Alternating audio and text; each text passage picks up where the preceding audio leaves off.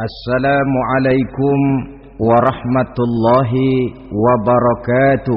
Waalaikumsalam warahmatullahi wabarakatuh. Bismillahirrahmanirrahim. Alhamdulillahi rabbil alamin. Wassalatu wassalamu ala ashrafil anbiya'i wal mursalin, Sayyidina wa maulana Muhammadin wa ala alihi wa sahbihi ajma'in, amma ba'du.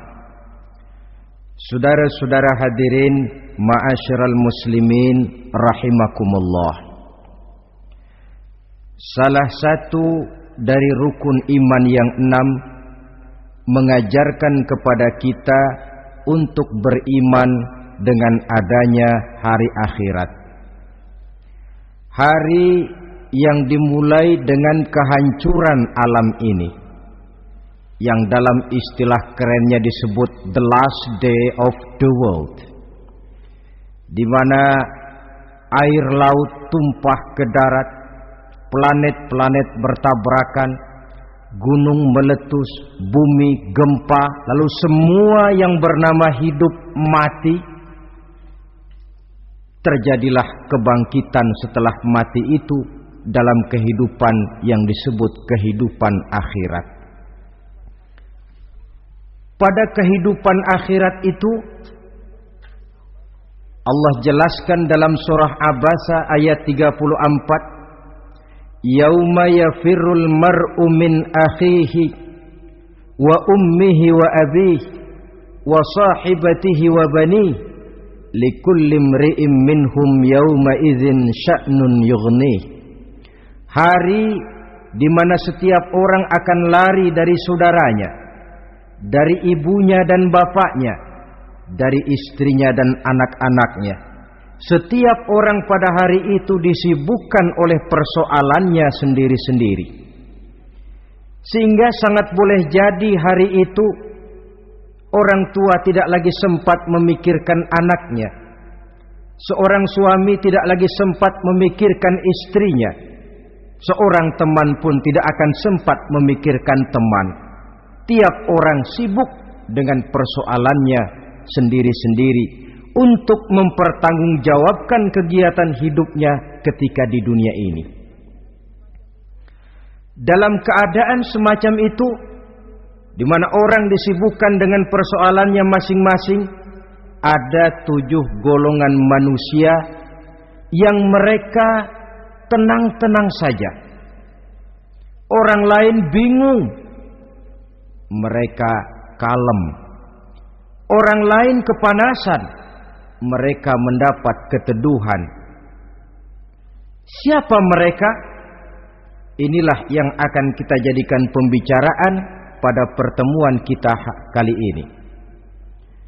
Bersumber dari sebuah hadis di mana bersabda Rasulullah sallallahu alaihi wasallam, Sab'atun yuzilluhumullahu yawma la zilla illa zilluh. Ada 7 golongan manusia, kata beliau, yang di akhirat nanti akan langsung mendapat perlindungan dari Allah. Padahal hari itu tidak ada lagi perlindungan selain perlindungan Allah. Sehingga lantaran Allah langsung yang melindungi mereka, maka mereka tidak merasakan lagi kepanasan akhirat. Mereka tidak lagi merasakan kebingungan. Mereka tidak lagi disibukkan oleh persoalan, lantaran mereka langsung dilindungi oleh Allah subhanahu wa ta'ala. Siapa gerangan yang 7 orang ini? Marilah kita lihat satu persatu dengan harapan mudah-mudahan kita termasuk salah satu di dalamnya. Amin ya rabbal alamin. Manusia pertama yang langsung mendapat perlindungan dari Allah, kata Nabi, imamun adil, pemimpin yang adil. Siapa sih pemimpin itu dan apa artinya adil? Saudara hadirin, Secara umum yang dinamakan adil ialah at-tawassut bainal amraini. Orang yang pandai mengambil sikap jalan tengah dari dua persoalan yang dihadapinya. Biasanya tidak berat ke kiri, juga tidak berat ke kanan. Itu yang disebut adil. Orang yang tidak hanya sekedar bisa menuntut kewajiban dari seseorang, tapi juga bisa memberikan hak kepada orang itu juga disebut adil. Lalu pemimpin itu siapa? Setiap kita adalah pemimpin. Yang besar kecilnya kepemimpinan kita bergantung kepada apa yang kita pimpin. Dan sudah barang tentu bahwa setiap pemimpin akan dimintakan pertanggunggan jawab dari apa yang dipimpinnya. Seorang pemimpin yang adil, dia menaungi orang-orang yang dipimpinnya dalam kehidupan di dunia ini. Pantas kalau di akhirat nanti Allah langsung menaungi mereka. Oleh karena itu, pemimpin merupakan suatu amanah. Jabatan di samping dia merupakan amanah juga merupakan nikmat. Dan nikmat itu akan bergantung kepada pandai atau tidak kita mensyukurinya. Beberapa contoh dalam sejarah bisa kita lihat. Seorang bernama Umar bin Abdul Aziz. Pada saat beliau secara aklamasi dipilih menjadi pemimpin, menjadi presiden, ucapan yang pertama keluar dari mulutnya, inna lillahi wa inna ilaihi raji'un. Coba bayangkan ini. Dipilih jadi pemimpin, diangkat jadi presiden, bukan alhamdulillah, malah inna lillahi wa inna ilaihi raji'un. Kenapa? Dia anggap jabatan itu adalah amanah. Menyia-nyiakan amanah berarti khianat, dan khianat ini adalah dosa besar.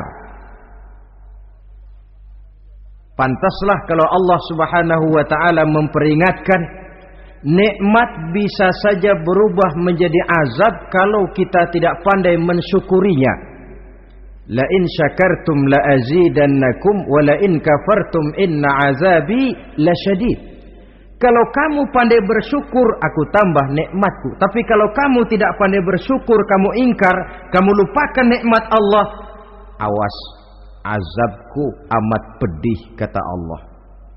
Jadi berdasarkan logika dari ayat ini bisa kita katakan orang kaya. Ada orang kaya enggak di sini? Ada orang kaya enggak? Yang kaya tolong dengerin. Orang kaya itu bisa masuk surga karena hartanya. Pun orang kaya banyak yang masuk neraka juga gara-gara hartanya. Tergantung syukur apa tidak syukur. Orang alim, ada yang alim di sini? Ada. Tolong dengerin orang alim, yang ustadz, yang kiai. Orang alim bisa saja masuk surga karena ilmunya, dan orang alim pun bisa masuk neraka karena ilmunya. Pejabat, ada pejabat? Banyak. Pejabat itu bisa masuk surga karena jabatannya, pun pejabat itu bisa masuk neraka karena jabatannya, bergantung syukur apa tidak. Kalau ada orang kaya, hartanya didapat dari jalan yang halal, berusaha menurut yang disyariatkan oleh Allah, lalu hartanya itu tidak cuma untuk ditumpuk 7 turunan, namun juga berfungsi sosial. Dia bantu pembangunan masjid, dia makmurkan majelis taklim, dia santuni yatim piatu. Orang kaya macam itu dengan hartanya, insya Allah bisa sampai ke surga. Tapi kalau ada orang kaya, hartanya didapat dari segala macam cara, asal harta tercapai segala cara halal. Perlu jilat atas, perlu injak bawah, perlu sikut kiri kanan. Setelah dapat harta lalu pelitnya 17 setan. Tidak mau zakat, infak, apatah lagi sodako. Orang kaya macam itu dengan hartanya bisa masuk neraka. Na'udzubillah min. Ada orang alim, dengan ilmunya dia bimbing umat. Dia katakan yang halal itu halal, yang haram itu haram. Dia katakan yang hak itu adalah hak, yang batil adalah batil. Dia tidak peduli apapun resikonya. Orang alim semacam itu dengan ilmunya bisa sampai ke surga.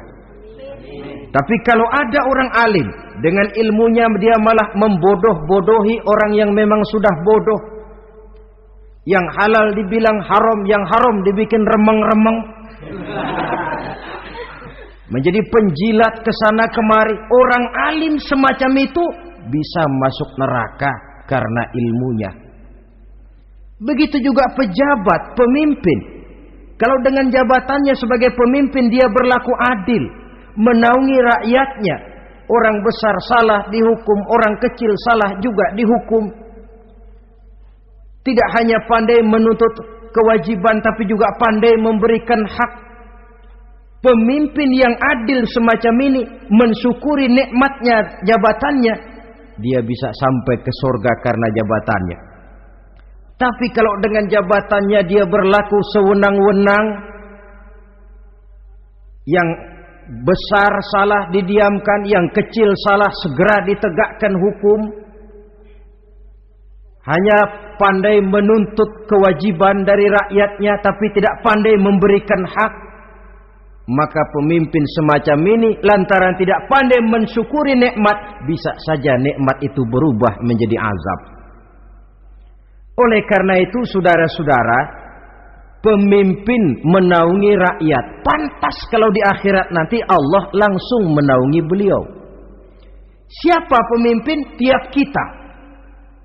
Bapak pemimpin di rumah tangganya, ibu pemimpin bagi anak-anaknya, Pak Lurah memimpin di kelurahannya, Pak Camat memimpin di kecamatannya, pemuda pemimpin bagi dirinya sendiri, akan dimintakan pertanggungan jawab. Kalian para remaja yang hadir di sini memimpin dirimu sendiri. Kau akan ditanya, tanganmu kau lebih banyak gunakan buat apa? Kakimu lebih banyak kau bawa jalan kemana? Lidahmu lebih banyak membicarakan apa? Dan hari pertanggungan jawab nanti kalian jangan berharap akan ada saksi dari luar. Saksinya anggota badan kita sendiri. Dalam surah Yasin Allah jelaskan, Al-yawma nakhtimu ala afwahihim wa tukallimuna aydihim wa tashhadu arjuluhum bima kanu yaksibun. Ada kan di surah Yasin? Ayat berapa? Pokoknya Yasin dah.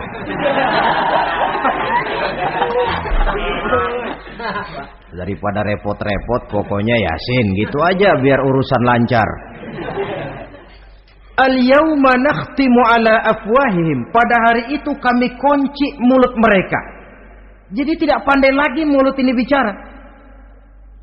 Wa tukallimuna aydihim, tangan-tangan mereka yang akan bicara kepada kami.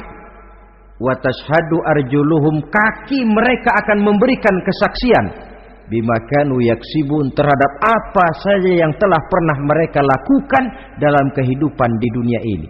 Hari pertanggungan jawab. Oleh karena itu kalau kita memimpin diri sendiri, berlakulah adil kepada diri sendiri. Nah, lalu masalahnya memang kita mesti adil kepada siapa saja sih? Ada 3 hal pokok yang kita harus berlaku adil. Pertama, adil kepada Allah. Yang kedua, adil kepada sesama makhluk. Dan yang ketiga, adil kepada diri sendiri. Adil kepada Allah artinya apa? Mendahulukan hak Allah daripada kepentingan pribadi. Kalau sudah datang waktu sholat asar misalnya, walaupun sedang enaknya latihan voli, berhentilah dulu sebentar. Sholat kita adil kepada Allah. Adil kenapa? Dalam contohnya dengan sholat misalnya. Sholat itu kan sehari semalam 5 waktu yang wajib. Betul apa betul? Betul. 5 waktu. Lah sholat itu, kalau sholat bagus, taruhlah 7 menit. Kalau sholatnya itu kilat, 4 menit. Ada lagi yang kilat khusus, nggak pakai perangko, 2 menit barangkali selesai. Taruhlah 5 menit kita ambil yang bagus. Kalau 5 waktu kali 5 menit kan cuma 25 menit. Sementara Allah memberikan kita hidup ini 24 jam sehari semalam. Cuma 25 menit diminta untuk ibadah kepadanya. Tidak sanggupkah kita berlaku adil? 25 menit ini untuk menghadapmu ya Allah. Sementara engkau telah memberikan restannya 23 jam 35 menit untuk hidup dalam sehari semalam. Mendahulukan hak Allah daripada kepentingan pribadi. Adil kepada Allah. Adil kepada yang kedua, adil kepada sesama makhluk. Adil kepada manusia, adil kepada binatang, adil kepada alam. Yang kalau prinsip keadilan itu kita langgar akan membawa efek bagi diri kita juga. Manusia sekarang kan tidak adil kepada alam. Misalnya apa? Hutan ditebangi secara liar. Gunung-gunung menjadi gundul. Akibatnya ketika turun hujan terjadi erosi, banjir melanda kemana-mana, tanah longsor terjadi. Akibatnya terkena manusia juga kalau mereka sudah tidak menjaga keseimbangan alam ini. Adil kepada orang lain, apakah itu namanya tetangga, teman, keluarga. Dan yang ketiga, adil kepada diri sendiri. Bagaimana pengertiannya? Mata ini punya hak untuk tidur. Begadang terus tiap malam, tidak adil kepada mata. Nah, ini yang ketawanya paling kencang pasti tukang begadang ini.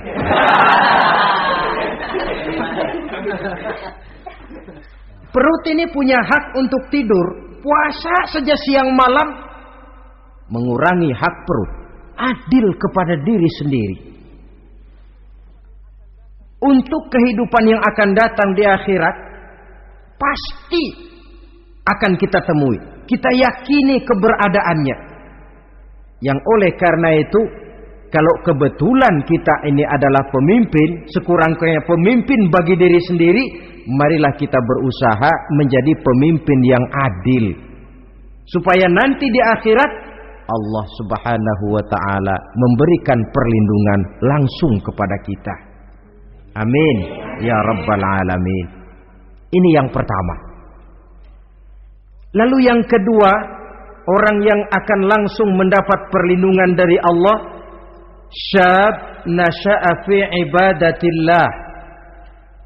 Orang muda yang tekun beribadah kepada Allah. Anak muda yang rajin ibadah. Kenapa kok Nabi bilang anak muda, bukan orang tua? Apa orang tua yang rajin ibadah Allah enggak senang? Tentu Allah senang. Cuma Allah lebih senang lagi kalau ada anak muda yang rajin ibadah. Sebab apa? Kondisi psikologis. Kalau ada orang tua rajin ibadah, itu mah pantas. Emang udah waktunya. Ada orang sembayangnya rajin, masuk masjid, masuk maghrib, keluar isya, malam tahajud, tahlilnya mantap. Umurnya berapa? 70. Enggak istimewa. Itu memang sudah mestinya. Lagian kalau sudah 70 masih bandel aja, kapan mau taubat? Tapi kalau ada anak muda, darahnya masih mengalir dengan panas, dia masih berusaha mencari bentuk-bentuk kepribadian dalam dirinya, dia masih mudah terpengaruh oleh lingkungan, tapi dia sanggup memblokir itu, disalurkannya di jalan Allah, dia tekun beribadah. Allah cinta betul pemuda semacam itu. Sehingga nanti di akhirat mereka langsung mendapat perlindungan dari Allah Subhanahu wa ta'ala. Selalu pembangunan yang mengarah kepada modernisasi diikuti dengan proses pergeseran nilai. Dalam kondisi semacam ini, kehidupan remaja pemuda yang masih mencari identitas dan pembentukan kepribadiannya mudah terpengaruh oleh hal-hal yang ada di sekelilingnya. Sehingga sangat boleh jadi apa yang dianggap orang dulu tabu lalu dianggap biasa. Yang aneh-aneh malah dijadikan model. Yang dilarang malah nekat diterjang. Di mana norma dan kaedah-kaedah moral tidak lagi mendapat perhatian yang wajar. Dalam kondisi semacam ini terjadilah proses peluncuran moral. Dan hampir di mana-mana kehancuran suatu bangsa dimulai dengan kehancuran moral daripada generasi mudanya. Oleh karena itu pemuda yang tekun ibadah ini sangat positif dampaknya dalam kerangka pembangunan umat. Pak, ibadah itu apa sih? Kalau jadi pemuda yang tekun ibadah, apa kemana-mana mesti bawa tasbih? Mungkin. Apa mesti pakai peci terus? Boleh jadi. Apa kemana-mana mesti pakai kain sarung? Ya tidak juga. Ibadah kan artiannya luas. Segala perbuatan yang diperintah dan karenanya bertujuan mencapai ridho Allah, itu bernama ibadah. Kalian remaja berangkat menuntut ilmu, pergi pagi pulang siang, membekali diri menuntut ilmu, itu ibadah. Kalian pulang ke rumah, ibu bapak memerintah taat kepada orang tua, ibadah. Membersihkan lingkungan, ibadah. Bahkan jaga di waktu malam pun kalau untuk dengan niat bismillah, saya jaga malam ini untuk ketenangan rakyat supaya mereka tekun dan tenang melaksanakan ibadah, itu tercatat sebagai amal soleh yang bernilai ibadah. Jadi tidak cuma sekedar sujud, tidak cuma sekedar baca Quran, seluruh aspek kehidupan manusia yang diperintah Allah dan yang bertujuan mencari ridho Allah itu bernilai ibadah. Pemuda yang tekun melaksanakan ibadah kepada Allah. Apalagi terutama adik-adik remaja yang hadir pada kesempatan ini, masa muda itu masa yang paling indah memang. Sampai orang Kulon bilang, there is not delightful memorize. Iya, Barat itu kan Kulon.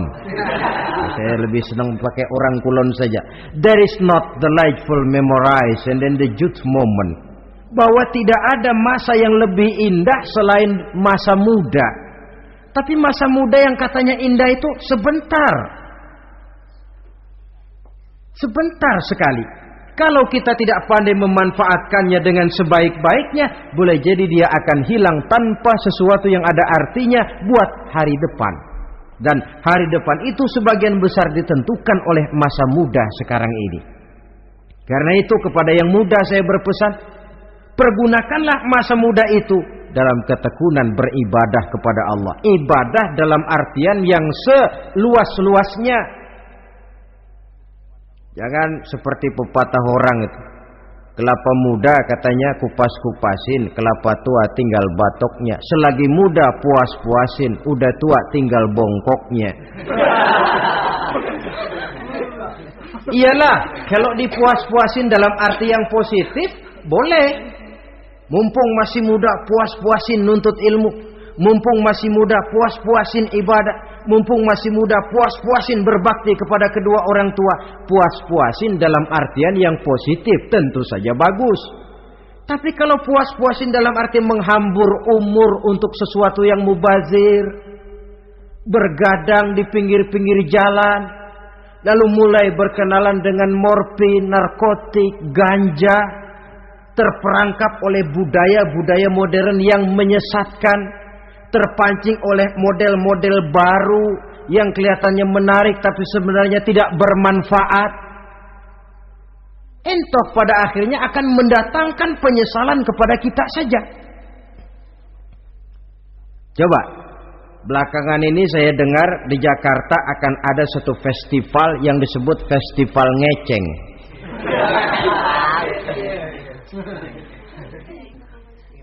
Ngeceng ini kalau bahasa gampangnya nampang. Jadi itu biasanya muda-mudi diri di pinggir-pinggir jalan, pakai kacamata hitam, pakaian warna-warni, rambut dicat sedemikian rupa supaya menarik perhatian. Mereka diri di pinggir-pinggir jalan, nampang, istilah ngepopnya ngeceng katanya. Oh, ini mau diadakan festival, secara langsung atau tidak, festival ini kan mempopulerkan ngeceng jadinya. Yang tadinya orang awam gak kenal, lantaran diangkat ke permukaan jadi terkenal. Kalau sudah terkenal lalu jadi mode. Kalau sudah jadi mode, latahan. Boleh jadi nanti akhirnya ngeceng masuk desa. Bukan cuma sekedar ABRI masuk desa, bukan cuma sekedar koran masuk desa, ngeceng pun bisa saja masuk desa.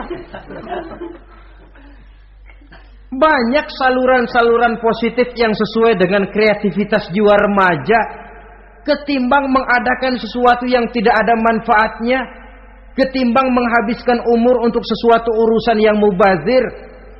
Sedangkan umur bukan jatah gratis tanpa batas waktu. Ada pertanggungan jawab. Umurmu kau habiskan di mana? Masa mudamu kau selesaikan di mana? Itu akan dimintakan pertanggungan jawab.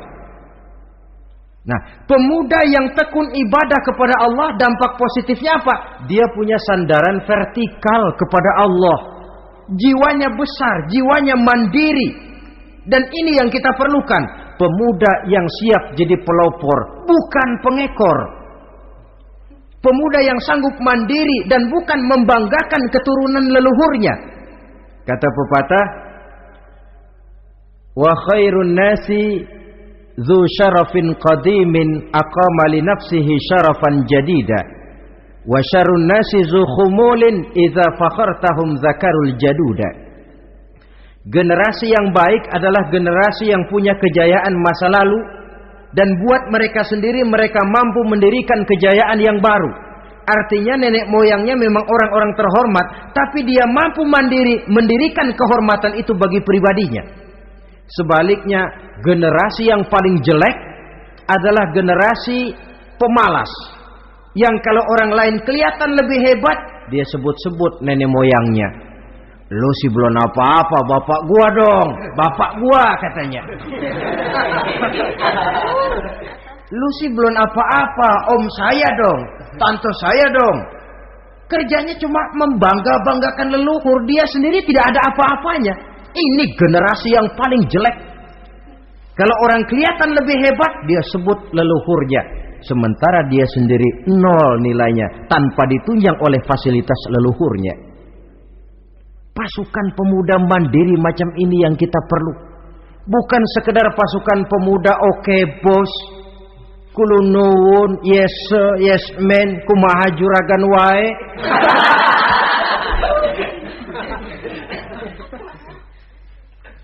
Dan terus terang kita miskin dengan pemuda yang mandiri, yang punya kepribadian, yang berani berkata ya terhadap yang benar dan berani berkata tidak terhadap yang tidak benar.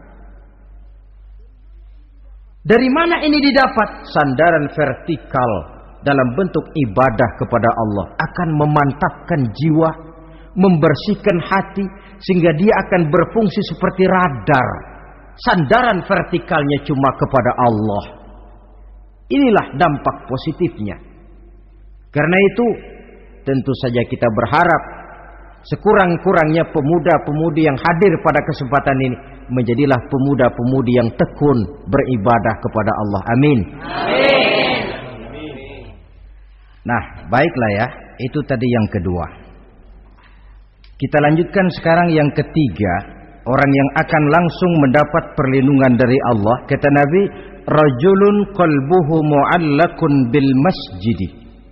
Seseorang yang hatinya selalu terpaut kepada masjid. Apa arti terpaut kepada masjid ini? Apa orang yang gak pernah keluar-keluar dari masjid? Tentu saja bukan. Apa gunanya di dalam masjid terus kalau kerjanya cuma tidur doang?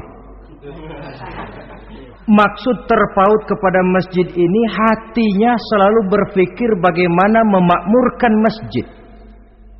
Jasadnya boleh saja ada di kantor, boleh saja ada di pasar, boleh ada di sawah, boleh ada di ladang, tetapi hasil daripada usahanya dia lalu berpikir bagaimana memakmurkan masjid. Sebab apa? Masjid merupakan center of activity, pusat daripada kegiatan umat. Kalau kita lihat fungsi masjid di zaman Rasul, Di masjid beliau berdakwah, di masjid beliau mengatur negara, di masjid beliau mengadakan perundingan, di masjid beliau bermusyawarah dengan para sahabat. Pusat daripada kegiatan umat. Dan memakmurkan masjid ini dasarnya tidak lain karena iman kepada Allah. Prinsipnya bagaimana kita menghidupkan masjid dan bukan mencari hidup di masjid. Kalau sudah prinsipnya dibalik, bukan menghidupkan masjid tetapi mencari hidup di masjid, saya khawatir masjid akan ambruk. Nyatanya kadang-kadang masjid kita ini fungsinya belum maksimal. Kadang-kadang ada kok masjid yang bukanya cuma seminggu sekali. Jumat pagi jam 9 masjid buka, Jumat jam 2 tutup, buka-buka lagi Jumat depan. Seminggu sekali. Kelemahan lainnya manajemen masjid, terus terang sajalah kita bicara. Kadang-kadang pengelolaannya ketua masjid bapaknya, khotib mantunya, sekretaris ponakannya, imam Bilal cucunya. Gak ada orang lainnya. Ya kalau bagus kepengurusannya tidak apalah. Tapi kadang-kadang kelemahannya ialah bagaimana menciptakan manajemen masjid yang baik sehingga masjid bisa berfungsi sebagaimana fungsinya di zaman Rasulullah sallallahu alaihi wasallam. Apalagi belakangan ini ada kecenderungan yang membuat kita optimis, gembira. Remaja, pemuda-pemudi mulai gemar datang ke masjid. Berkumpul membentuk remaja masjid, remaja musola, mengadakan kegiatan majelis taklim yang mingguan, yang bulanan, aksi sosial yang semuanya bermuara dari kehidupan masjid. Sesuatu yang menggembirakan.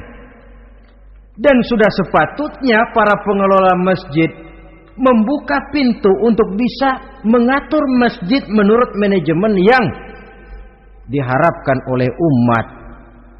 Karena bagaimanapun di masjid 2 jalur komunikasi, bahasa kerennya two-way traffic communication, itu bisa kita laksanakan. Yaitu hablum minallah wa hablum minan nas. Berhubungan kepada Allah dan berhubungan kepada sesama manusia bisa terlaksana di masjid. Berhubungan dengan Allah jelas saja lewat sholat misalnya. Berhubungan dengan sesama manusia jelas saja lewat musyawarah, lewat majelis taklim, lewat kegiatan-kegiatan yang mensyiarkan agama. Dan begitu selanjutnya. Saudara hadirin yang saya hormati, memakmurkan masjid sebagai rumah Allah. Sebab dalam hadis kursi Allah katakan, inna buyuti fil ardi al masajid wa inna zuwari fiha ummaruha. Rumahku di permukaan bumi adalah masjid-masjid, kata Allah. Dan orang-orang yang memakmurkan masjid, orang yang datang ke masjid adalah tetamuku. Kalau Allah memerintahkan kita menghormati tamu, tentu Allah lebih tahu bagaimana menghormati tamunya sendiri.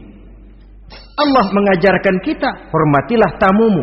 Sekarang kita yang menjadi tamunya Allah dengan datang ke masjid, dengan memakmurkan masjid, Allah lebih tahu menghormati tamunya. Ini yang ketiga.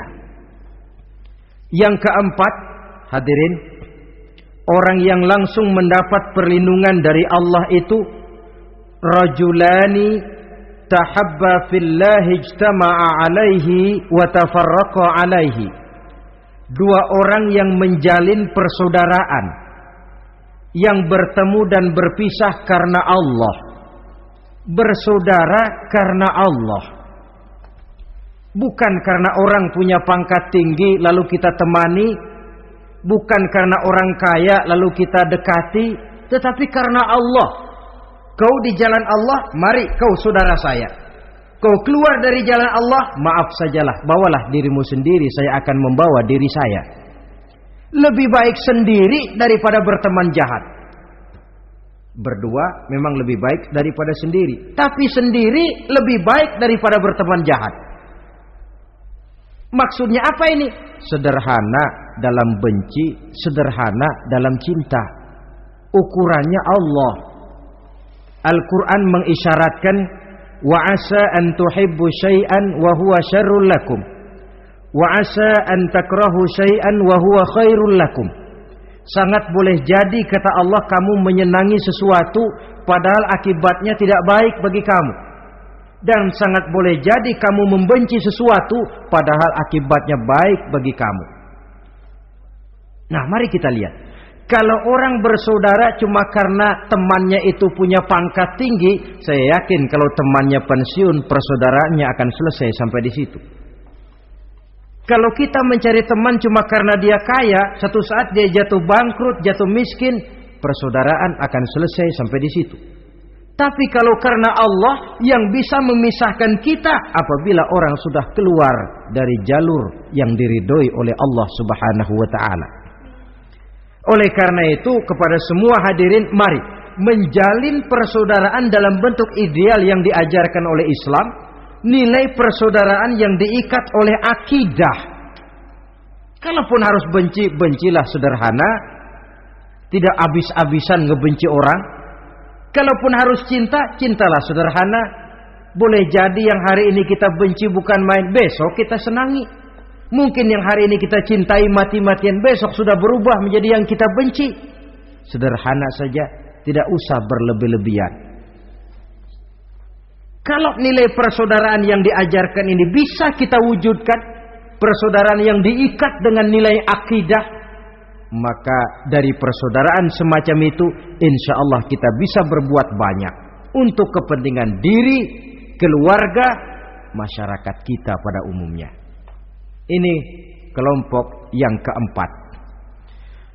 Orang kelima yang nanti langsung mendapat perlindungan Allah, rajulun da'athum ra'atun zatu mansibin wa jamalin ila nafsiha faqala inni akhafullaha rabbal alamin. Seorang laki-laki, kata Nabi, yang dipanggil oleh perempuan cantik. Laki-laki normal dipanggil oleh perempuan cantik. Untuk apa? Diajak melakukan perbuatan yang negatif. Tidak ada orang yang tahu. Tempatnya sepi. Apa yang terjadi? Orang ini berkata, inni akhafullaha rabbal alamin. Maaf saja, saya takut kepada Allah. Orang yang bermoral nanti di akhirat langsung dilindungi oleh Allah. Tidak mudah jatuh oleh bujuk rayu. Tidak mudah terpesona oleh wajah-wajah yang menggiurkan. Seperti dalam sejarah yang terkenal itu Nabi Yusuf alaihi salam. Kenal kan Nabi Yusuf? Nabi Yusuf itu bekerja di istana Kitfir. Kitfir ini punya istri namanya Zulaikha. Orangnya cantik. Diam-diam Zulaikha ini rupanya naksir sama Yusuf. Satu hari suaminya tidak ada di rumah, pintu dikunci-kunciin. Setelah pintu semua terkunci, dia panggil Nabi Yusuf, "Hai Talak, Yusuf, sini." Kata Yusuf, "Mau ngapain?" "Pokoknya sini." "Iya, mau ngapain?" "Iya, kayak orang-orang, ngapain sih?"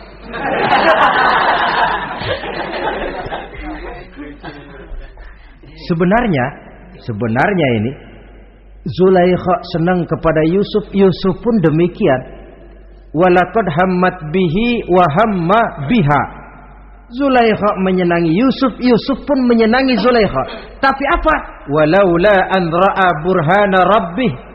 Andai kata Yusuf tidak melihat peringatan Tuhannya, letter S. Yusuf, ini bukan pekarangan ente, dilarang parkir di sini. Sehingga walaupun tidak ada yang tahu, tidak ada yang melihat, Nabi Yusuf selamat dari bujuk rayu Zulaikha. Mempertahankan nilai-nilai moral di tengah kemajuan zaman memang merupakan pekerjaan yang tidak ringan. Merupakan pekerjaan yang sangat berat. Akan ada saja cobaan, akan ada saja gangguan yang kita temui di sepanjang perjalanan hidup ini. Tapi sebaliknya, kalau orang sudah tidak lagi menjunjung moral yang tinggi, lalu hidup menurut selera sendiri-sendiri, ya kita lihatlah lahirnya kebudayaan kumpul kebo yang diawali dengan free sex yang mengarah kepada samenleven alias hidup bersama tanpa nikah. Memang sebabnya boleh jadi macam-macam. Mungkin karena broken home, nggak merasa diperhatikan di rumah, ibu bapak sibuk lalu anak mencari kesibukan sendiri. Mungkin karena tekanan ekonomi dalam kehidupan miskin, lalu ada yang menawarkan kerjaan, tidak taunya malah dilemparkan ke lembah hitam. Mungkin juga karena pengaruh pergaulan dari lingkungan baik-baik lalu berteman dengan yang tidak baik, hanyut ditelan arus pergaulan. Mungkin juga pengaruh kebudayaan yang dia tonton, buku yang dia baca, film yang dia lihat, ikut mewarnai dan membentuk kepribadiannya. Tapi apapun alasannya, satu hal yang jelas, semuanya berangkat dari rapuhnya pegangan orang kepada nilai-nilai agama. Sebab sumber nilai moral yang tertinggi tidak lain agama adanya. Intinya apa?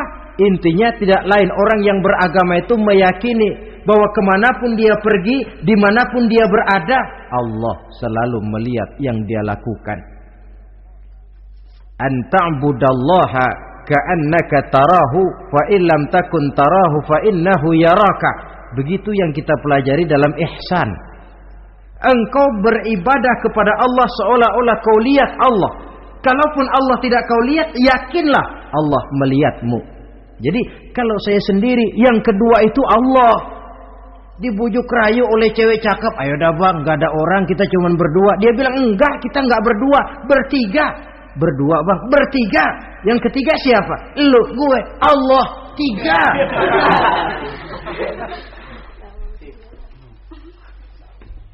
Di kantor mau korupsi dia kasak kusuk, gerasak gerusuk, cari apa yang seharusnya menjadi hak orang lain.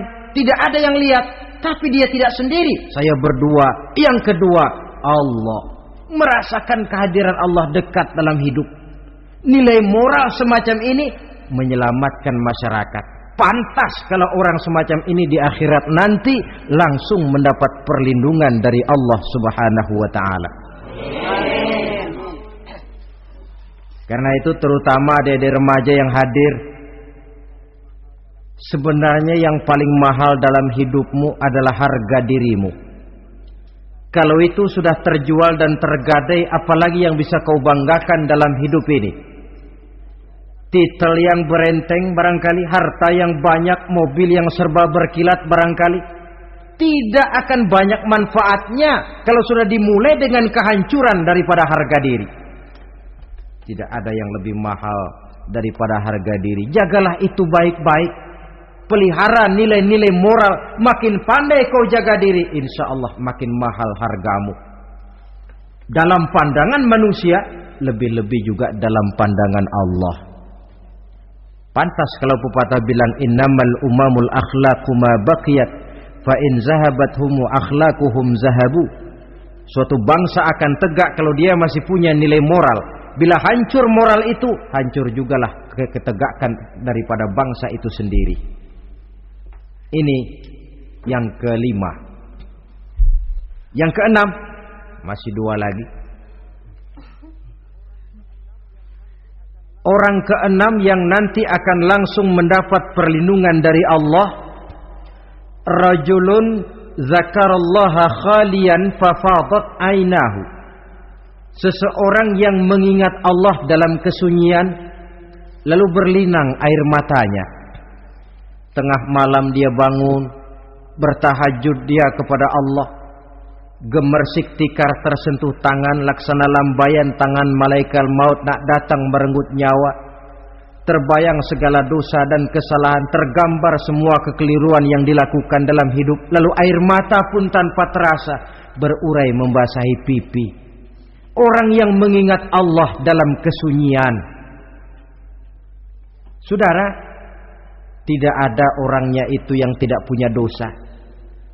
Coba saya mau tanya, yang kumpul di sini ada nggak orangnya yang nggak punya dosa? Tidak ada. Dan memang orang yang baik itu bukan orang yang tidak punya dosa. Sebab tidak ada orang yang tidak punya dosa. Orang yang baik adalah orang yang apabila dia melakukan dosa, dia segera sadar, dijadikannya itu sebagai pelajaran untuk tidak diulanginya lagi pada masa yang akan datang. Dengan kata lain, mengingat Allah dalam kesunyian itu artinya bertaubat. Ini kan anak muda sekarang ini kalau diajak bicara taubat, taubat mah urusan 70 ke atas, Pak.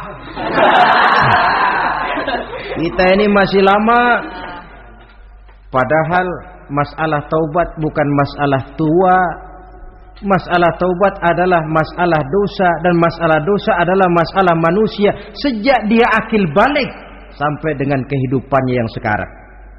Sengaja atau tidak, besar atau kecil, ringan atau berat, tiap kita mesti mempunyai yang namanya dosa. Allah Maha penerima taubat sepanjang nafas belum sampai di kerongkongan. Jikalau nafas sudah sampai di tenggorokan, baru kita mau melaksanakan yang namanya taubat. Kasihlah itu.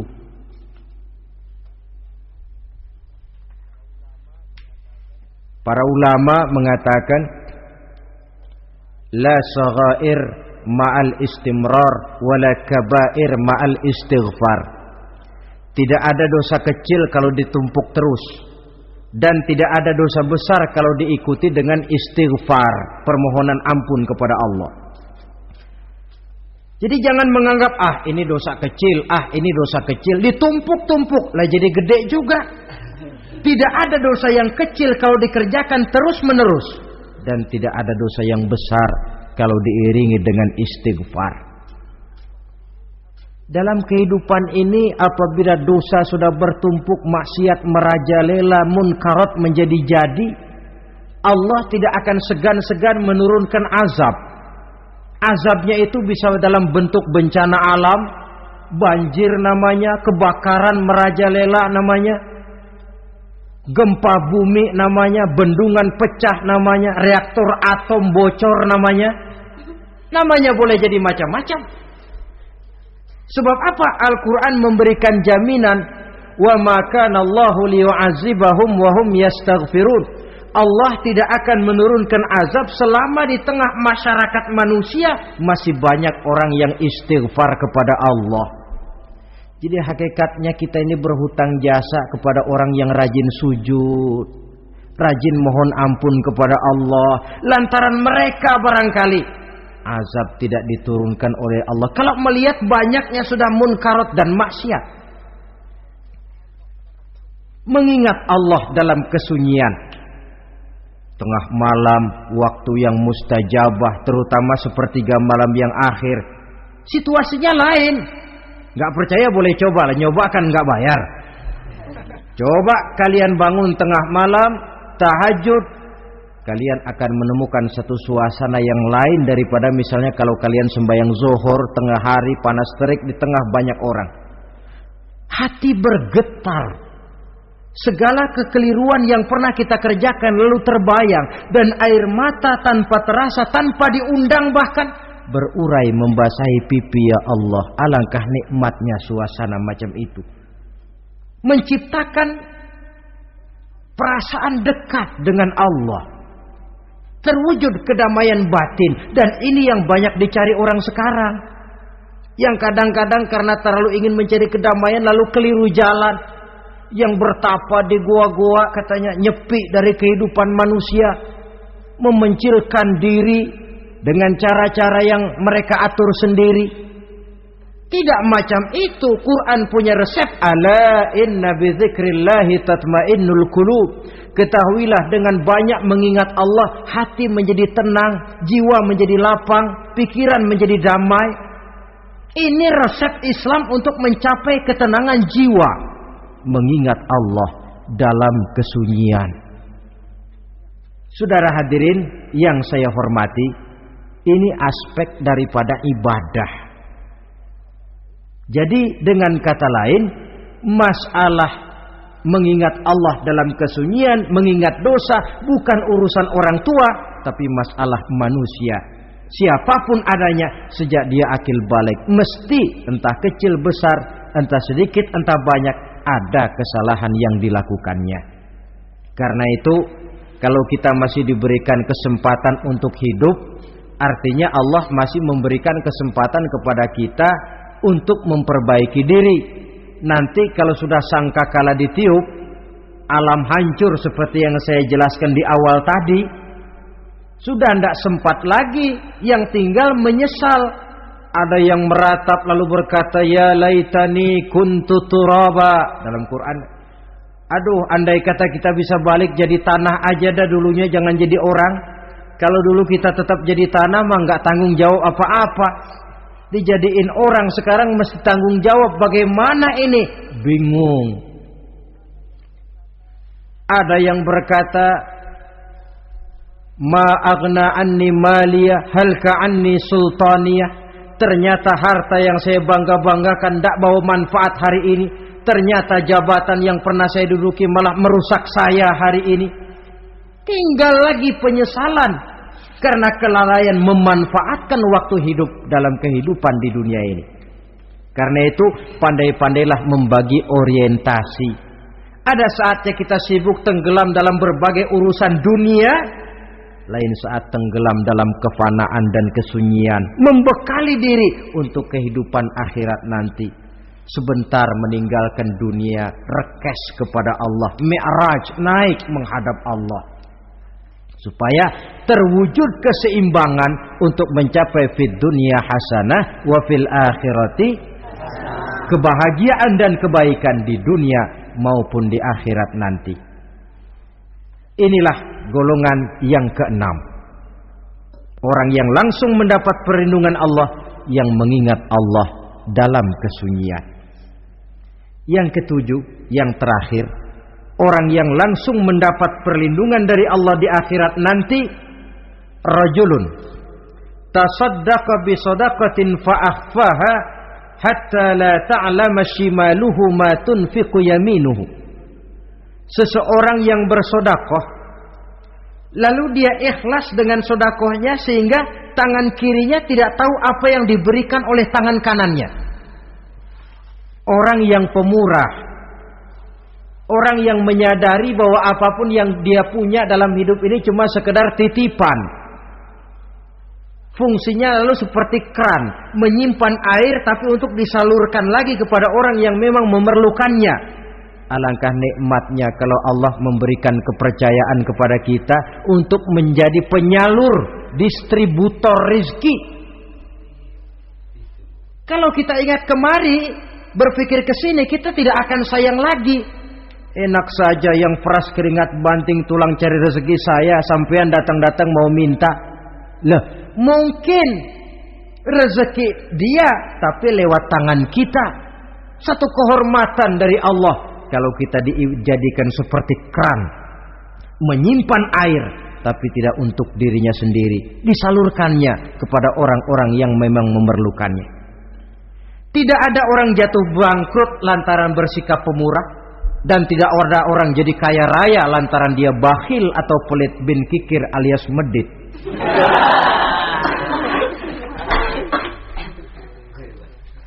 Dalam kitab Riyadhus Shalihin kita baca, tiap pagi ke alam ini turun 2 malaikat. Cuma kita nggak tahu. Dua-duanya berdoa, yang sebelah kanan berdoa, yang sebelah kiri berdoa. Kata yang sebelah kanan doanya tiap pagi ini. Kata yang malaikat yang satu dia berdoa, Allahumma a'ti munfiqan khalafa. Ya Allah, kepada orang-orang yang suka infak, kepada orang-orang yang suka memberi, kepada orang-orang yang pemurah, gantilah mereka dengan yang lebih baik dari apa yang telah mereka berikan. Lalu malaikat yang satu berdoa, Allahumma a'ti mumsikan talafa. Ya Allah, kepada orang-orang yang mumsik, bakhil, kikir, berilah mereka kerusakan dan kebinasaan di dalam harta mereka. Maka lihat sajalah, orang kaya tapi pelit, ada saja jalan yang kira-kira duitnya bakalan jadi keluar. dan nggak ada pahalanya. Apa kena musibah lalu berobat sekian juta, apa kemalingan, apa ditipu orang, ada saja cara duitnya keluar yang nggak ada pahalanya. Inilah prinsipnya. Allah mencintai orang pemurah. Dalam hadis kursi, uhibbu ahlas sakha wa hubbi lil faqiri syakhi asyad. Aku cinta kepada orang yang pemurah, tapi aku lebih cinta kepada orang miskin yang pemurah. Orang kaya pemurah Allah cinta, orang miskin pemurah Allah lebih cinta. Kenapa? Nilainya lain. Orang kaya sedekah 500, orang miskin sedekah 500, sama 500-nya, tapi saya yakin pahalanya lebih besar buat si miskin. Kenapa? Buat orang kaya 500 apa artinya? Sekelebatan. Buat si miskin 500 dia mesti peras keringat banting tulang, tapi dia berani memberi seperti beraninya orang kaya. Nilai ini yang dilihat oleh Allah.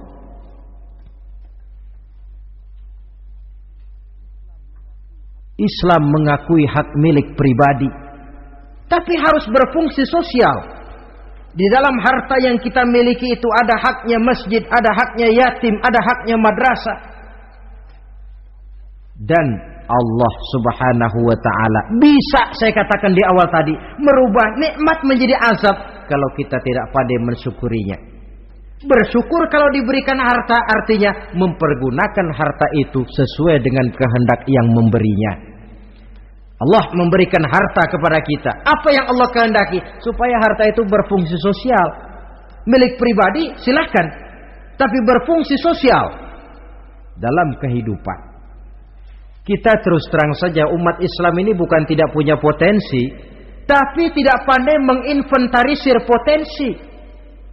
Apa tidak ada orang Islam yang kaya? Banyak. Yang belum banyak yang mau berbuat atas nama dan untuk kepentingan agamanya. Kalau buat pribadinya berani bukan main. Itulah yang sering diungkapkan orang, pembangunan pesantren terlunta, ya, asrama yatim piatu tidak terurus. Ada orang membangun masjid, meletakkan batu pertama sekaligus jadi batu terakhir. Setelah itu la yamutu wa la yahya, mau dibilang hidup tidak kelihatan geraknya, mau dibilang mati pun tidak ketahuan kuburannya. Kurangnya kesadaran akan arti amanah dan titipan dari Allah. Lahirlah korun-korun abad 20. Kalian tahu sejarah korun? Saking kayanya korun, kunci gudang hartanya itu saja onta yang bawa. Itu baru kunci itu. Onta yang bawa. Ketika orang tanya, "Anna laka hadza ya korun?" Hartamu begini banyak, dari mana kau dapat korun? Ya saya usaha, tidak ada hubungannya sama Tuhan katanya. Apa yang terjadi? Lantaran kekurang ajarannya melupakan nikmat. Korun dan seluruh harta bendanya ditenggelamkan Allah oleh gempa bumi. Makanya orang sekarang kalau dia macul ketemu harta, apa katanya? Gue dapat harta karun. Peninggalan si korun itu barangkali dahulunya. Saudara-saudara, oleh karena itu, kalau kita oleh Allah diberikan amanah berupa harta, pandailah bersyukur dan jadilah orang yang ikhlas dalam bersedekah. Nah, inilah pertemuan kita pada kali ini. Walaupun singkat, mudah-mudahan sekali lagi kita termasuk salah satu di antara 7 golongan yang di akhirat nanti langsung mendapat perlindungan dari Allah. Terima kasih banyak atas segala perhatian. Mohon maaf atas segala kekurangan. Usikum wa nafsi bitaqwallah. Wassalamualaikum warahmatullahi wabarakatuh. Waalaikumsalam warahmatullahi wabarakatuh.